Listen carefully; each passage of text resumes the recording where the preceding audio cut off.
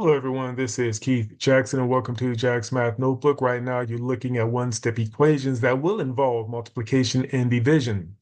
And when we look at one-step equations that involve multiplication, we're going to undo multiplication through division. And when we look at one-step equations that involve division, we're going to undo division through multiplication. We're going to show you how that process works.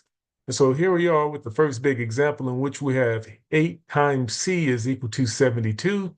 And the question is, what is the value of c? What number is hiding behind c? And the way that we're going to do that, we're going to do that through division. Yes, we're going to undo multiplication by dividing both sides of this equation by 8.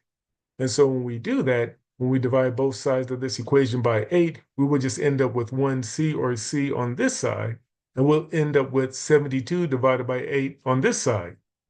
And we know that 72 divided by 8 will give us 9, which lets us know that c is equal to 9 because 8 times 9 will give us 72. And let's look at our second big example in which we have 4h is equal to 48. And the question here is, what is the value of h? What number is hiding behind h? And the best way to do that is to undo multiplication through division. And we're going to divide by 4 because 4 is connected to h because we want to get h all by itself. And when we divide both sides by h, or I should say by 4, what's going to happen, we're going to get 1h or just h, which will be equal to 48 divided by 4, and 48 divided by 4 will give us 12. And so as you can see right here, h is equal to 12 because, again, we divided both sides of this equation by 4 to get h all by itself. And let us look at one-step equations that involve division. And yes, we're going to do the opposite of division. We're going to multiply to find the value of the number that is hiding behind the letter R. And so again, here is the question. What is the value of R? And so we have 10 is equal to R divided by 3. So a number R divided by 3 will give us 10.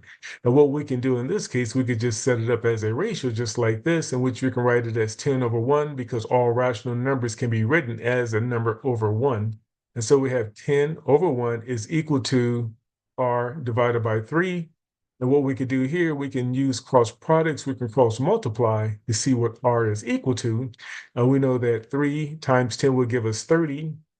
And 1 times R would just give us R, which lets us know that R is equal to 30. As you see right here, we know this is true because 10, or I should say 30 divided by 3 will give us 10.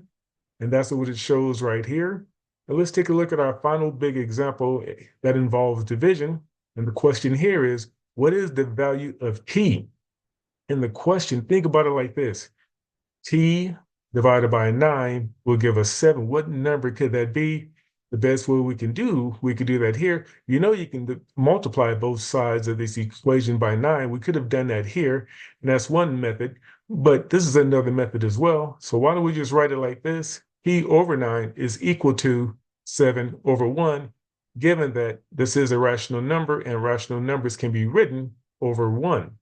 And so when we do that, we have T over 9 is equal to 7 over 1. And when we cross multiply, we have 9 times 7 will give us 63. And T times 1 would just give us T, which lets us know if we use this equal sign in the middle, P is equal to 63. Just like you see right here, P is equal to 63.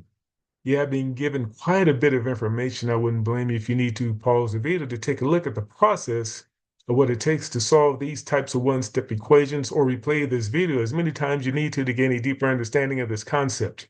But in the meantime, please comment, share, like, and subscribe to Jack's Math Notebook for more content. Thank you and goodbye.